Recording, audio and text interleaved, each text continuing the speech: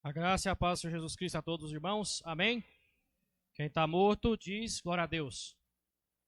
Está morto? Quem está vivo diz aleluia. Amém? Aleluia, glória a Deus. Meus amados irmãos, saúdo todos com a graça e com a paz do Senhor Jesus Cristo, também aqueles que estão acompanhando pela live. Hoje nós vamos continuar nossa exposição sobre os Salmos de Romagem. Abre a sua Bíblia no Salmo de capítulo 125. Se você pudesse colocar de pé, em reverência à palavra de Deus, porque como o pastor disse, não é o irmão que faz a palavra ser especial, não é a minha capacidade humana, não é nosso talento. Tem gente que fica achando que é o talento do profeta, é o talento da irmã, né, que faz alguma coisa. Não, meus irmãos. Quem faz alguma coisa é o Deus da Bíblia. Amém? Nós só somos uma caneta, daquela Bic. Que valor tem uma caneta se não tem tinta? Amém? Então, diz assim, Salmo 125, versículo 1 até o 5. Os que confiam no Senhor são como o monte Sião, que não se abala, mas permanece para todo sempre. Como os montes que cercam Jerusalém, assim o Senhor protege o seu povo, desde agora e para sempre. O cetro dos ímpios não prevalecerá sobre a terra dada aos justos. Se assim fosse, até os justos praticariam a injustiça. Senhor, trata com bondade os que fazem o bem, os que têm coração íntegro. Mas os que se desviam por caminhos tortuosos, o Senhor infligirá o castigo dado aos malfeitores. Paz seja sobre Israel. Feche seus olhos, vamos orar. Senhor, nosso Deus, Pai, em nome de Jesus, aviva nosso espírito, Senhor, para que esta palavra possa entrar no nosso coração. Deus, acabamos de sair de uma campanha de oração e nós deveríamos estar avivados na sua presença. Deus, que o Senhor Deus possa falar, comunicar a sua palavra, não palavra de homem, mas palavra que vem do alto, palavra que vem do céu, porque a sua palavra se garante, porque o Senhor é um Deus que não erra, um Deus que não falha. Toca dentro dos nossos corações e das nossas almas. Em nome de Jesus Cristo nós te pedimos. Amém. Meus irmãos, podem assentar no nome de Jesus Cristo. Como o pastor ele havia dito sobre o senhorio de Deus sobre nossa vida, no Salmo 125, um salmo de romagem, ele vai demonstrar isso para nós com o cuidado de Deus sobre a vida dos crentes, dos cristãos. A palavra, ela vai dizer para nós que o Salmo 125 foi feito aproximadamente na época do cativeiro babilônico, um pouco tempo depois. Talvez por um homem chamado Esdras, que tem um livro na Bíblia, ou Neemias, um governador de Jerusalém. E eu queria dizer para os irmãos que é um salmo pequenininho. O pessoal gosta muito do primeiro e do segundo versículo, mas você precisa se atentar aos últimos três, porque é nele aonde se concentra a diferença de quem é cristão e de quem não é. A chave do Salmo 125 é o versículo 3. Mas antes, eu queria relembrar para os irmãos o que é um salmo de romagem pela quinta vez. É aquele salmo que os israelitas cantavam quando iam para as festas em Jerusalém. As 7 festas são quais, irmãos?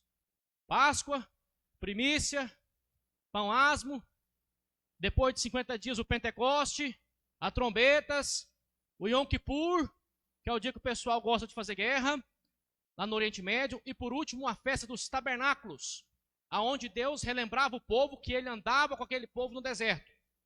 Então eles eram obrigados a apresentar na Páscoa, no Pentecoste e no tabernáculo, 3 vezes por ano no templo de Israel. E eles iam louvando a Deus com esses cânticos.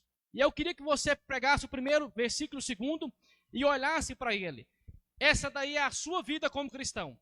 Os que confiam no Senhor são como o monte Sião, que não pode se abalar, mas permanece para todo sempre. Quando o salmista ele afirma isso aqui, ele está falando de Jerusalém, do povo de Israel. Ele está dizendo que o povo de Israel não pode sucumbir, porque Deus os guarda. Assim como a montanha é muito grande, aquele povo não pode ser destruído, porque Deus guarda aquele povo. Ele diz assim, que não pode se abalar, não pode ser chacoalhado. Irmãos, quando o pastor ele afirma o senhorio de Cristo sobre nossa vida, quer dizer que pode vir a intempérie que for, pode ser o problema que for, você tem uma base para estar sobre. Há aqui alguns irmãos que trabalham com construção, E eles sabem muito bem que quando uma fundação ela é mal feita, ela é estragada, a obra ela sucumbe. A obra ela começa com um problema, ela continua com um problema, e se ela não for demolida e feita de novo, ela vai morrer com um problema. Posso dizer isso com eficiência. A cada vez que você faz uma má fundação, a obra aumenta de preço 5 vezes em cada etapa. Ou seja, 5 vezes de preço para os pilares, 5 vezes para a alvenaria e 5 vezes para o acabamento. No final, a obra já custou 125 vezes o valor. É 5 vezes 5 vezes 5. Então, a fundação ela é imprescindível dentro de uma obra.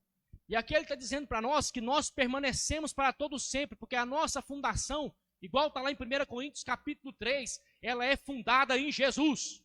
E a Bíblia diz que Jesus é uma rocha que não pode ser abalada. Amém? Então, essa é a diferença do cristão para aquele que está no mundo. Quando a corda estourar, aquele que pertence ao diabo, aquele que pertence ao mundo, ao pecado, ele vai ser solapado.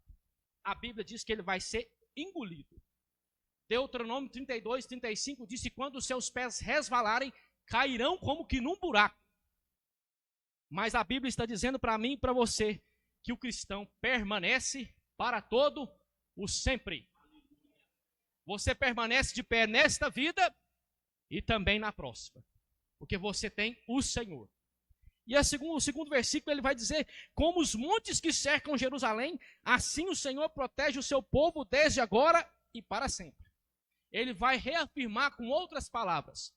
Jerusalém, meus irmãos, é em cima de um monte. As pessoas elas subiam para cantar lá em cima a Deus no templo, louvando ao Senhor, a presença de Deus. E Jerusalém é cercado por uma cadeia de montanhas. O que é isso? Há uma proteção natural contra aquela cidade. Não é qualquer invasor que conseguiria chegar ali. Apesar de que hoje, devido às tecnologias, as pessoas conseguem invadir um território facilmente. Mas naquela época não. Era uma coisa muito mais difícil de fazer. Era uma barreira natural intransponível. Não dava para passar. E aí ele está dizendo que como aqueles montes protegem Jerusalém, assim Deus guarda o seu povo. E eu queria trazer para os irmãos 3 cuidados de Deus sobre nossa vida. 3 cuidados que eu queria que você refletisse. Se você abrir em Filipenses no capítulo 2, no versículo 12, ele vai dizer para nós um dos cuidados que Deus tem, que é o cuidado espiritual. Ele diz assim, o apóstolo Paulo: assim, meus amados, como vocês sempre obedeceram, não só na minha presença, porém muito mais agora na minha ausência, desenvolvam a sua salvação com temor e tremor, porque Deus é quem efetua em vocês tanto o querer como o realizar, segundo a sua boa vontade. Então Deus cuida da sua vida espiritualmente. Como? Em primeiro lugar, mantendo a sua fé firme. Nós temos um lado de que nós buscamos a Deus, mas a Bíblia afirma que Deus também procura ter contato para com o homem. Se não for assim, a gente sucumbe. E como é que isso funciona? O Espírito Santo te incomodando todos os dias, você tendo uma resposta de oração, você tendo uma resposta de leitura bíblica, você tendo uma resposta na pregação, quando você entoa algo a Deus e Deus te responde, como cântico. Deus cuida da sua vida espiritualmente. Tem gente que acha que é só pela nossa força que nós buscamos a Deus. Só que deixa eu te lembrar, antes de você procurar Deus, Deus procurou você, através da palavra. A Bíblia diz que como um bom pastor procura as ovelhas, assim o Deus dos exércitos procura o seu povo. Amém? Então Deus cuida de você espiritualmente. Em segundo lugar, Deus cuida de você fisicamente. O sermão foi embora. Cuida de você fisicamente, providencialmente. O que é isso? Deus vai cuidar da sua vida nos mínimos detalhes. Ou seja, o seu espírito está cuidado e também a sua condição financeira, a sua condição de providência. Eu quero dizer aos irmãos que nós passamos um tempo de crise. A nossa nação está em crise, ladeira abaixo. Eu não prego lorotas, eu falo a verdade. Eu não posso mentir aos irmãos que as coisas vão a mil maravilhas, porque não estão.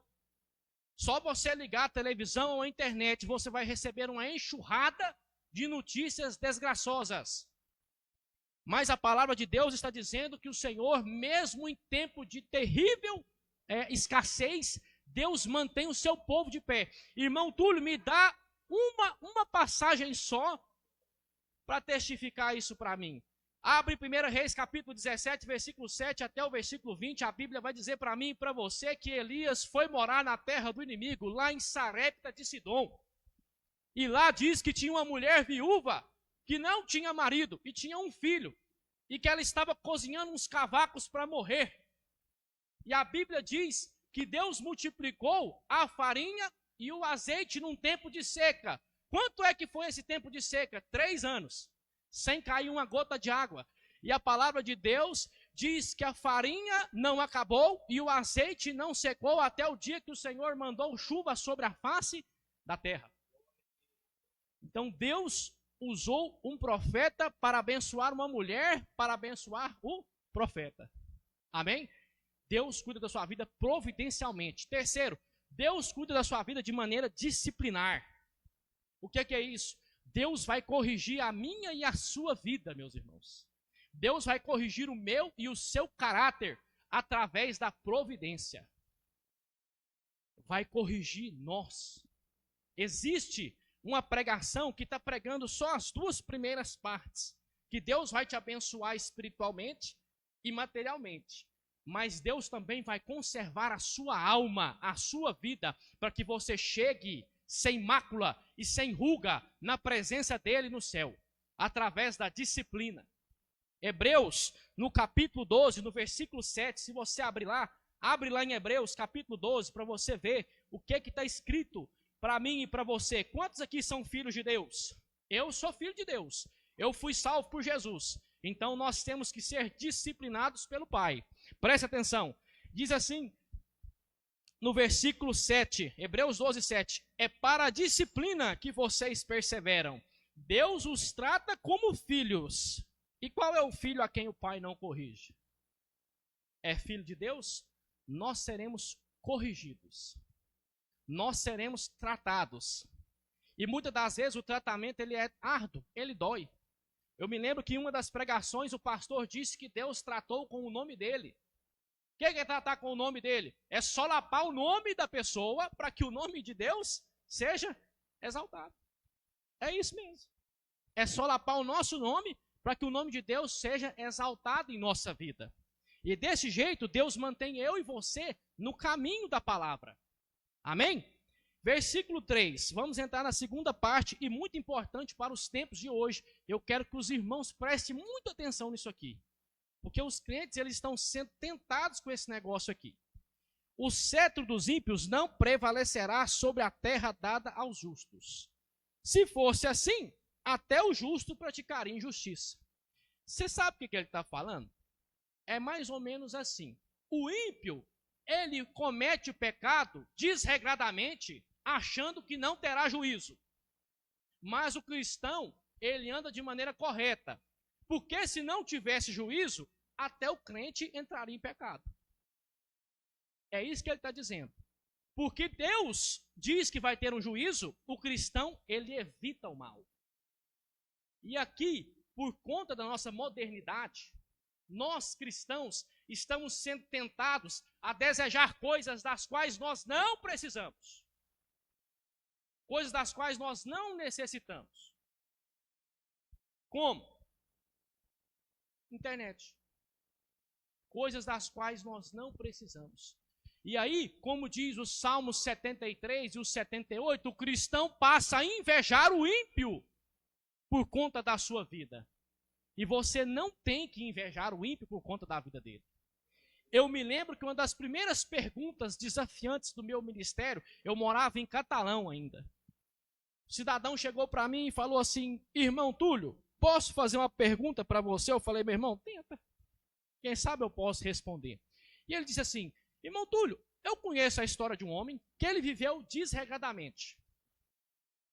Ele não respeitava a mulher, ele não respeitava os filhos, tudo que ele fazia ele prosperava e quanto mais dinheiro ele ganhava, mais ele pecava.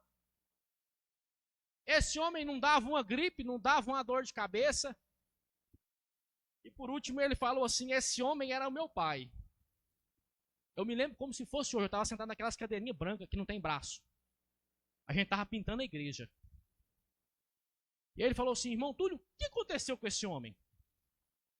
Eu falei, meu irmão, eu sinto em lhe dizer, ele aceitou Jesus como salvador da vida dele, nem que tenha sido nos últimos segundos da vida dele. Ele disse não. Eu falei, meu irmão, então a Bíblia diz que ao homem é ordenado a viver apenas uma vez só e morrer apenas uma vez só. Depois disso vem o juízo. E eu expliquei para ele. E aí é que está. Muitas das vezes o cristão, ele tem uma vida de dificuldades, ele tem uma vida de opressões, de canseiras, e nós temos um exemplo lá em Lucas 16, que a Bíblia diz que tinha um mendigo chamado Lázaro. E tinha um rico que a Bíblia nem dá nome para ele. E o rico viveu uma vida de bonança e o mendigo uma vida de dificuldade. Mas no dia em que ambos morreram, a palavra de Deus diz que Deus escolheu a alma do mendigo e carregou para o céu. Mas a alma do ímpio foi se abatida no inferno. Então o cristão não precisa invejar o ímpio. Você não precisa. Sabe por quê? Um dia eu vou lhes contar de testemunho próprio. Uma pessoa soltou uma palavra blasfema contra mim. E me veio na minha cabeça aquela passagem que Eliseu manda o urso comer o camarada. Você lembra disso lá em 2 Reis, capítulo 2? E eu levantei e falei assim, Senhor. E Deus falou assim, assenta. Porque a salvação eu já te dei. A graça eu já te entreguei. Ele não precisa de uma palavra de maldição vinda da sua boca. Porque o bem maior você já tem. Ele ainda não conhece.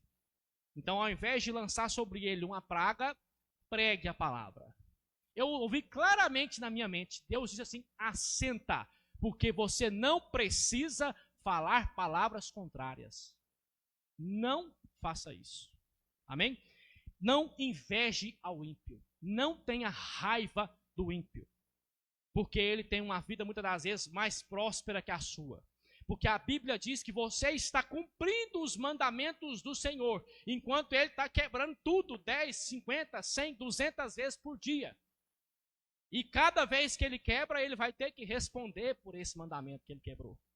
A diferença é que você está consciente, porque você tem o Espírito Santo e Jesus. Ele não está.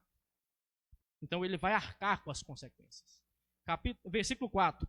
Agora aqui para você. A última parte. O Senhor trata com bondade os que fazem o bem, os que têm um coração íntegro.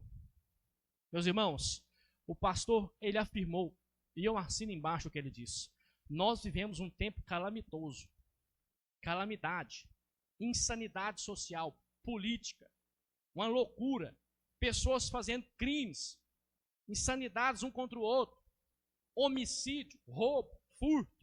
Parece que só de você ligar a televisão já está derramando sangue da sua televisão. E nós não compactuamos com isso. No meio dessa geração de trevas, dessa geração do inferno, você é uma pessoa que tem um coração íntegro, que vai ser luz nessas trevas, que vai ser graça nessas trevas. É você, meu irmão, não tem outra pessoa. É Deus escolheu você para isso. Deus confia em você essa missão. Eu fico encabulado. Como que Deus confia nos seres humanos que Ele criou? Um Deus soberano, onipotente, soberano, confiar em pessoas falhas para carregar uma mensagem como essa. Tem que tirar o chapéu para esse Deus. Confiar em pessoas que caem todo dia e dizer para ele, levanta que eu sou contigo. Vai e prega, anuncia, porque como estrela você ressurge, você brilha nessa sociedade de trevas, meu irmão. Minha irmã, você brilha no seu trabalho, você brilha no seu serviço, você brilha na sua escola, você brilha na sua casa. Você brilha porque você tem a unção, a graça do Espírito de Deus, um coração íntegro que se desvia do mal. Você não compactua com as coisas das trevas. Vou lhes contar um testemunho, está ali o homem do testemunho, sentado no banco. Quinta-feira, eu fui cortar o cabelo lá no Daniel. E eu marquei com ele 9 horas, como todo bom brasileiro, cheguei 9h25. só com 25 minutos de atraso. E ele estava arrumando as coisas. Eu cheguei, fui cortar o cabelo, nós começamos a pregar, porque nós não gostamos de falar de Bíblia. E começamos a pregar. E acabou meu cabelo, porque tem muito, 10 horas. E aí chegou um outro irmão na hora que eu estava indo embora. Eu já estava preparando para ir embora. Chegou um outro irmão. Para vocês verem como que é. Ele sentou para cortar o cabelo. E aí o que a gente foi fazer? Peguei meu telefone, liguei na loja. Como é que tá aí? Tá beleza? Tá beleza. Precisa de mim aí? Não. Falei, então vamos pregar de novo, né? Vamos começar a discutir palavra. E foi até que hora, Daniel? 11h40. Nós ficamos lá quase 3 horas pregando Bíblia. 3 horas cultuando a Deus, com louvor. Eu, ele e o Eberton. Meus irmãos, e no final, nós começamos a orar. Nós começamos a declarar a palavra de Deus ali. E Deus se manifestou naquele local. Deus se manifestou naquele lugar. De tal maneira que eu cheguei na minha casa e eu comecei a pensar sobre aquilo ali. E eu mandei mensagem para o Daniel e falei assim, você viu o que aconteceu? Estou mentindo, varão? Falei, você viu o que Deus acabou de fazer? E nós nem percebemos, nem para bater uma foto. Nós não lembramos nem de uma foto bater. Nós não nos lembramos porque a presença de Deus foi tão grande naquele lugar, foi tão intensa naquela casa, que nós não precisamos estar guardada na nossa memória para todo sempre. Amém? Glória a Deus. Porque nós tivemos um coração íntegro. Foi 3 horas de conversa sadia sobre Deus, sobre falso profeta, sobre pregação, sobre unção, sobre oração. Uma vida longe dessa escravidão do mundo, essa escravidão do inferno que tem vindo sobre as pessoas. Ele diz mais, mas os que se desviam por caminhos tortuosos, o Senhor infligirá o castigo dado aos malfeitores. Haja paz em Israel. Ele está dando um outro aviso, um último aviso. E aqui para mim e para você, é bom nós refletirmos de onde Deus tirou nós. Do caminho dos malfeitores. Você lembra como é que era a sua vida antes de conhecer Jesus? Você lembra como é que era a desordem que era a sua casa? Você lembra como é que era a desordem que eram os seus pensamentos, o seu coração? Você lembra? Eu me lembro. Um homem ímpio, um homem ateu, que gostava de discutir com os crentes e de preferência humilhá-los, amassá-los na Bíblia. Era esse tipo de gente que eu era. Sabe por quê? Porque mesmo sendo ímpio, eu conhecia a Bíblia. Eu era filho de crente, já tinha lido umas 3 vezes. Meu passatempo era derrotar crente em debate. E agora eu vejo que eu estou do outro lado. Eu estou defendendo a palavra de Deus, pregando a palavra de Deus, porque eu me desviei dos caminhos tortuosos. Isso serve de exemplo para nós. Então nós temos que ter certeza que Deus infligirá o castigo dado aos malfeitores. E aqui está mais outro bom motivo para você não olhar para a vida do ímpio, para você não desejar ter a vida do ímpio, porque você tem algo muito mais especial do que ele. Você tem a salvação que há em Jesus. Você há a salvação em você, a salvação do Espírito Santo de Deus. Você tem um Pai que está no céu, que zela pela sua vida e pela sua alma, cuidando de você da hora que você levanta até na hora que você dorme. Essa é uma das coisas mais extraordinárias que tem na Escritura. Um Deus pessoal. Um Deus que se preocupa contigo, que quer saber o que você pensa, como é que você anda, como você está se sentindo. Porque eu não sei se você já percebeu, mas as pessoas que têm ídolo de paus e pedras, eu nunca vi os ídolos perguntar para eles como é que eles estão. Eu nunca vi. Quem tem santo e ora para santo, o santo perguntar de volta como ele está. Nunca vi. Mas o nosso Deus, a Bíblia diz que ele se preocupa conosco todos os dias. Ele termina dizendo, haja paz em Israel. Haja paz sobre a igreja de Deus. Mesmo em tempos de dificuldades, em tempos de calamidades, a palavra do Senhor diz que Deus ele ressurge em nossa vida com graça, com misericórdia, com bondade, com salvação. Ainda que eu e você estejamos passando um deserto ardido, quente, a Bíblia diz que naquele deserto Deus se manifesta. E eu queria dizer, para encerrar, olhando para a vida do profeta Moisés, nos seus 40 anos de deserto, Moisés viu mais de Deus naquele deserto do que em todos os seus outros 80 anos que ele viveu longe da presença de Deus. Ele viu mais de Deus no deserto guiando aquele povo em meio aos trancos, barrancos e inimigos, do que quando ele estava no palácio de Faraó com todas as regalias do mundo. Enquanto eles passavam dificuldade, era só clamar a Deus que Deus respondia. Quando faltava água, era só falar com a rocha que a água vinha. Quando precisava de alimentar, era só clamar a Deus que o maná descia. Quando os inimigos se amontoavam, era só entoar a Deus e eles eram derrotados.